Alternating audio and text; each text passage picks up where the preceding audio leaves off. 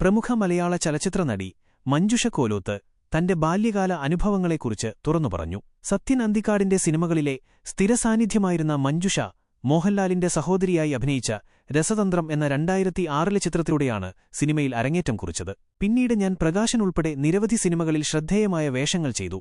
Movie world മീഡിയയ്ക്ക് നൽകിയ അഭിമുഖത്തിലാണ് മഞ്ജുഷ തന്റെ കുട്ടിക്കാലത്തെ സാമ്പത്തിക പ്രതിസന്ധികളെക്കുറിച്ച് തുറന്നുപറഞ്ഞത്. നല്ലൊരു ഡ്രസ്സിന് പോലും കൊതിച്ച ഒരു കാലം എനിക്കുണ്ടായിരുന്നു എന്ന് അവർ പറഞ്ഞു. സ്കൂളിൽ യൂണിഫോം ഇല്ലാത്ത സമയത്ത് കളർ ഡ്രസ് ധരിച്ചു പോകേണ്ടിവന്ന അവർക്ക് കൂട്ടുകാരുടെ പുതിയ വസ്ത്രങ്ങൾ കാണുമ്പോൾ ഒരു കോംപ്ലക്സും ഈഗോയും അനുഭവപ്പെട്ടിരുന്നു. അവരുടെ കൂടെ നടക്കാൻ മടിയുണ്ടായിരുന്നെന്നും അമ്മയുടെ പരിശ്രമം മനസ്സിലാക്കിയതിനാൽ അവരോട് ദേഷ്യമൊന്നും തോന്നിയിരുന്നില്ലെന്നും മഞ്ജുഷ വ്യക്തമാക്കി.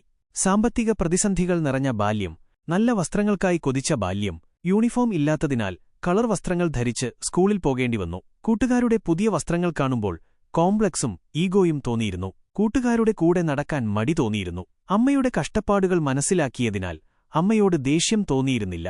മഞ്ജുഷയുടെ വാക്കുകൾ പലരുടെയും ഹൃദയത്തിൽ സ്പർശിച്ചു. ജീവിതത്തിലെ കഷ്ടപ്പാടുകളെ അതിജീവിച്ച് മുന്നേറിയ മഞ്ജുഷയുടെ കഥ പലർക്കും പ്രചോദനമായി.